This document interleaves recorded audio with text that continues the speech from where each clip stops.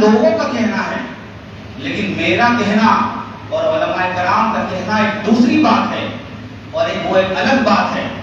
میں یہ کہتا ہوں کہ میرا نوجوان پاک ہی نہیں رہتا۔ نماز پڑھنے کی بات تو دور گئی، لیکن میرا نوجوان پاک ہی نہیں رہتا تو وہ مسجد میں کہاں سے آئے گا، یا عبادت کی اس کو توفیق کہاں سے ملے گی؟ یہ سب سے اہم بات ہے۔ آپ اس کو اپنے گھر میں آزما کے دیکھیے۔ نمبر 2، آج ہم لوگ کہتے ہیں کہ ہمارے ملک کا یا ہمارے محلے کے حالات خراب ہیں۔ میں یہ بات نہیں کہتا کہ ہمارے ملک کے یا محلے کے حالات خراب ہیں، میں یہ بات کہتا ہوں کہ ہمارے گھر کے حالات خراب ہیں۔ آج ہمارے گھر میں والد کا اولاد سے، بیوی کا شوہر سے، والد کا بچے سے، بچے کا والد سے، ماں کا بچے سے، بچے کا ماں سے، ایسے ہی بغل کے لوگوں سے ہم لوگوں کی نااتفاقی ہے۔ اسی لیے ہم لوگوں کو ایسا دکھتا ہے کہ سماج میں یا گاؤں میں یا محلے میں یا شہر میں کہ ہمارے حالات خراب ہیں۔ ہمارے حالات خراب نہیں ہیں، ہمارے گھر کے حالات خراب ہیں۔ سب سے پہلے ہمیں اسے ٹھیک کرنے کی ضرورت ہے۔ باہر کی بات تو دور گئی۔ ایک تیسری بات وہ یہ ہے کہ ہم لوگوں کے بیچ میں رمضان مبارک کا مہینہ چل رہا ہے، لیکن میرا نوجوان آج 20 سے 25% نوجوان روزہ نہیں رکھتے۔ میں ضعیف لوگوں کی بات نہیں کر رہا ہوں، میں وہ جس حال میں ہے ان کو چھوڑ دیا جائے۔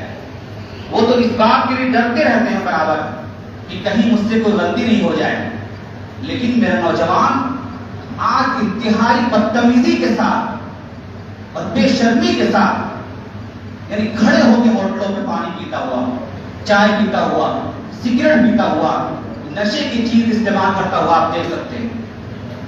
اب پورے شہر میں آپ گھومیے، آپ کو مل جائے گا ایسے۔ یعنی ہماری وجہ سے ہم پہ یہ جو نقصان ہے یا یہ جو ہمارے حالات خراب ہیں، یہ ہم نے خود خراب کیا ہوا ہے، یہ کسی دوسرے کا خراب کیا ہوا نہیں ہے۔ اس لیے مسلمانوں یا میرے محلے کے لوگوں، ہمیں بہت ہی اہم اور صاف ستھرا زندگی گزارنے کی ضرورت ہے، اور بہت ہی زندگی کو اسلامی طریقے پر چلنے کی ضرورت ہے۔ ہم چلیں گے کہاں سے؟ ہمیں تو اسلام کا پتہ ہی نہیں ہے۔ آج ہم لوگوں کے تعلیم کا یہ حال ہے۔ میں اگر اس بات کو بتاؤں کہ ہم لوگوں نے، جب ہم لوگوں کے گھروں میں چھوٹا بچہ ہے تو اس کو ہم لوگ کیا پڑھاتے ہیں؟ اس کو ہم لوگ ایک بار ناظرہ پڑھایا اور چھوٹی سی ایک کتاب پڑھا دی، وہ قاعدے کی کتاب۔ اس کے بعد ہم لوگ یہ سمجھتے ہیں کہ میں تو پہلے مسلمان تھا ہی، اب میرا بچہ بھی مسلمان ہو گیا۔ اتنی چھوٹی سی کتاب اور وہ ناظرہ پڑھا دینے سے ہم لوگ مسلمان نہیں کہلائیں گے، یا نام رکھ لینے سے ہم لوگ مسلمان نہیں کہلائیں گے۔ ہمیں اسلام کے بارے میں تھوڑا سا جانکاری کی بھی ضرورت ہے۔ آج جمعے کی نماز ہوتی رہتی ہے، خطبہ ہوتے رہتا ہے، بچے ہنستے رہتے پیچھے، باتیں کرتے رہتے پیچھے۔ اگر ان کو اس چیز کے بارے میں پتہ ہوگا کہ خطبے کی کیا اہمیت ہے، یہ امام صاحب جو بات کر رہے ہیں آپ سے یا جو آپ سے خطاب کر رہے ہیں اس کی کیا اہمیت ہے یا اس کا کیا مقام ہے، تو یقیناً مسجد میں گھسنے کے بعد کوئی بھی اپنے زبان کو سلام کے علاوہ نہیں کھولے گا۔ لیکن ہمیں اس چیز کا احساس ہی نہیں ہے، ہمیں اس چیز کا پتہ ہی نہیں ہے کہ آخر ہم لوگ زندگی کیسے گزاریں، اپنی نمازیں کیسے پڑھیں، اپنی صبح شام اور رات ہم لوگ کیسے گزاریں۔ یہ ہم لوگوں کی کمی ہے، یہ ہم لوگوں کی سب کی کمی ہے۔ آخر علامہ سیوطی رحمۃ اللہ علیہ نے اپنی کتاب میں لکھا ہے کہ حضرت موسیٰ علیہ السلام کا دور تھا، ان کے دور میں جو ان پر کتاب جو نازل ہوئی تھی وہ تورات نازل ہوئی تھی۔ جب انہوں نے موسیٰ علیہ السلام نے تورات کی تلاوت فرمائی اور تلاوت میں انہوں نے 2 لفظ پایا، الآخرون السابقون، کہ بعد میں آنے والے لوگ، بڑی عجیب بات لکھی انہوں نے، بعد میں آنے والے لوگ پہلے جنت میں جائیں گے۔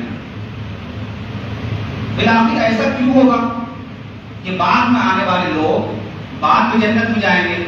حضرت موسیٰ علیہ السلام اللہ تبارک و تعالیٰ کی بارگاہ میں سجدہ ریز ہوئے اور انہوں نے اللہ تبارک و تعالیٰ سے اس بارے میں پتہ کیا کہ بالآخر یہ کون سی جماعت ہے یا یہ کون سے فرقہ ہے جو بعد میں آئیں گے لیکن جنت میں پہلے جائیں گے۔ تو اللہ تعالیٰ کی طرف سے جواب ملا کہ جناب نبی محمد عربی صلی اللہ علیہ وسلم کی امت ہے، بعد میں آئیں گے لیکن سب سے پہلے جنت میں جائیں گے۔ ہم لوگوں کا کتنا بڑا مقام ہے، ہم لوگوں کی کتنی بڑی عزت ہے، کیا ہم لوگ اس چیز کو باقی رکھنے کے لیے یا اس چیز کی اہمیت کو جان کے یا اس چیز کو پانے کے لیے ہم لوگ کیا کر رہے ہیں؟ اگر 5% بھی بات کی جائے تو ہم لوگ، میں کہتا ہوں، کچھ نہیں کر رہے ہیں۔ ایک اور خاصیت ہے اس امت کی، خاصیت یہ ہے کہ انہوں نے دوبارہ تورات کی تلاوت ارشاد فرمائی، جب دوبارہ انہوں نے تلاوت کی تو اس میں 2 لفظ پایا، اناجیلہم فی صدورہم۔ کیا پایا انہوں نے؟ اناجیلہم فی صدورہم، کہ اس امت کے جو نبی ہوں گے ان کے سینوں میں یا ان کے ماننے والوں کے سینوں میں یعنی قرآن پاک ہوگا۔ جو ہم لوگ تراویح میں بھی حافظ صاحب سے سن رہے تھے، وہ اسی کا مظہر ہے کہ تورات میں اس چیز کی خبر بھی جا چکی تھی کہ اللہ کے نبی صلی اللہ علیہ وسلم کی جو امت ہوگی، اناجیلہم فی صدورہم، کہ ان کے سینوں میں قرآن ہوگا۔ اب آپ اس چیز کا اندازہ لگائیے کہ کل قیامت کے دن اگر یہ کہہ دیا جائے کہ جتنے بھی حافظ ہیں وہ سارے کے سارے الگ کھڑے ہو جائیں، تو اب آپ سوچئے کہ اس حافظ کے گروہ میں سب سے پہلا انسان اگر کوئی کھڑا ہونے والا ہوگا تو وہ اللہ کے نبی صلی اللہ علیہ وسلم ہوں گے۔ سوچئے کتنا بڑا مقام ہے حافظوں کا، اور ہم لوگ چوراہے پہ کھڑے ہو کر کے یا محلے میں کھڑے ہو کر کے امام صاحب کے بارے میں اور مؤذن صاحب کے بارے میں اور حافظوں کے بارے میں کیا شاندار باتیں کرتے ہیں ہم لوگ۔ کیوں؟ وہ اسی لیے ہوتا ہے کہ ہمیں اپنے دین کے بارے میں پتہ ہی نہیں ہے کہ آخر